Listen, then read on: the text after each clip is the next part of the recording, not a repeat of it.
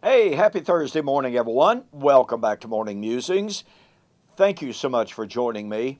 Boy, I tell you, over the last several days, the emails have been coming in just one right after another from people expressing their gratitude for the YouTube videos, the joy and the freedom that they are experiencing from coming to understand how God kept His word.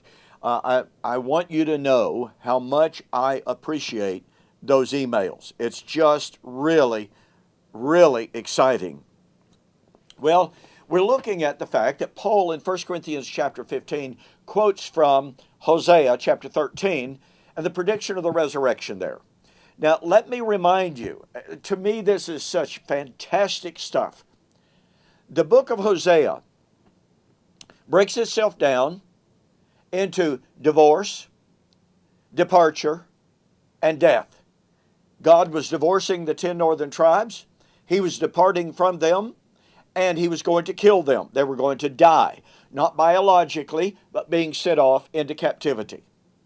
But God, in His grace, predicted that in the last days, God would bring Israel back with Judah. By the way, Judah would eventually be sent off into captivity. Judah herself would experience the harvest that Israel had experienced, i.e. national judgment and destruction. Okay.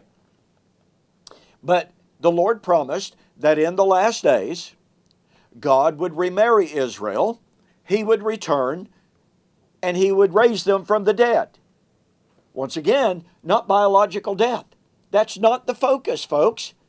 So my hermeneutical question is, if Paul in 1 Corinthians chapter 15 was predicting the resurrection foretold by Hosea, and if Hosea is not talking about biological death, then upon what principle do we say that Paul is talking about resurrection from biological death? You see the problem there? We have to be able to prove definitively that Paul is radically changing what Hosea said. Now, do the New Testament writers sometimes redefine? Well, they certainly do.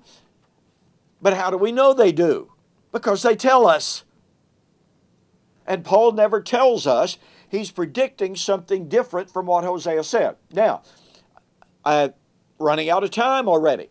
I want you to notice something that Hosea predicted. As he predicts the casting off of the 10 tribes, he turns in His grace and says, in the place where it was said, you are not my people, there it will be said, you are the sons of the living God. Then the children of Judah and the children of Israel shall be gathered together and appoint for themselves one king. Okay, when would that be? Now notice Judah and Israel would come back together. And where it was said, you are not my people, there it will be said, you are the sons of the living God. When would it be? They shall appoint for themselves one head, one king. Well, in Hosea chapter 3, verse 4 and 5, the children of Israel shall abide many days without king or prince, without sacrifice or without sacred pillar, without ephod or teraphim. Boy, that's a rich text. Anyway, afterwards, after what? After many days, the children of Israel shall return and seek the Lord. Do you remember what Hosea chapter 5 said? The Lord said, I will depart and return to my place until they return. Until they seek the Lord their God and David their king, they shall fear the Lord and His goodness in the last days, or the latter days. Okay, so the time of the restoration of Israel, the time of the remarriage of Israel, the time of the return of Yahweh, the time of the resurrection would be in the last days. So Peter stands up on the day of Pentecost and said, this is that which was spoken by the prophet Joel, it shall come to pass in the last days. Peter is affirming that he was living in the days foretold by Hosea. Not only that, boy, you got to catch this. Peter was anticipating what? The reception of the inheritance that was incorruptible, undefilable, and that does not fade away. 1 Peter chapter 1, 3 and following. That's the resurrection of the change from mortal to immortality. 1 Corinthians 15:54. You see? And what did Peter say? First of all, who's he writing to? Well, he's writing to the diaspora. 1 Peter chapter 1. To the saints of the diaspora. Folks, that's the 10 northern tribes. It's not Gentiles who are now being called Israel. This is about the fulfillment of Hosea. And he said Christ was ready to be revealed. 1 Peter 1, 5 and following. And he said Christ had come in the last days. 1 Peter chapter 1, verse 20. He's saying once again that the time foretold by the Old Testament prophets, i.e. the time foretold by Hosea, had come. Oh, but watch this.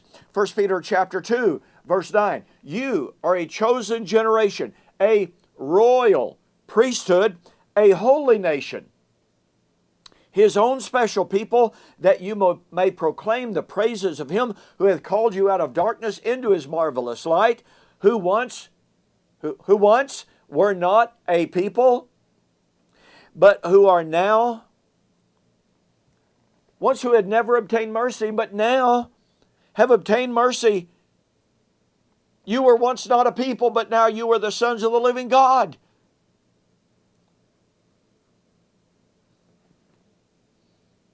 Peter is announcing in unequivocal words that the time of the fulfillment of Hosea was present. They were living in it. It was being fulfilled in their day and their time.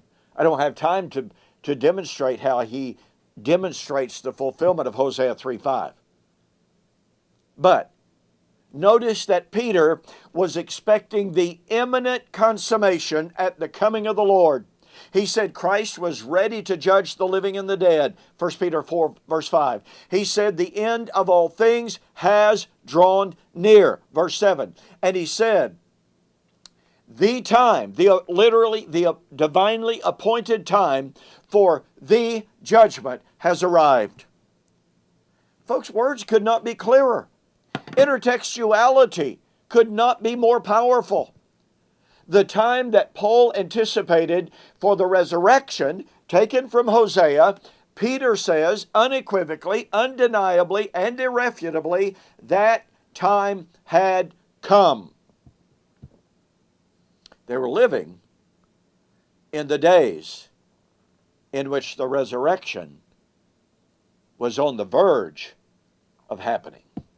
Listen, you need to get a copy of my 30-lesson series on Hosea, showing the correlation between Hosea and 1 Corinthians 15 and Peter and other New Testament texts. This is wonderful material. Go to my website, donkpreston.com or BibleProphecy.com, and order the material. $24.95 post-paid. Total price.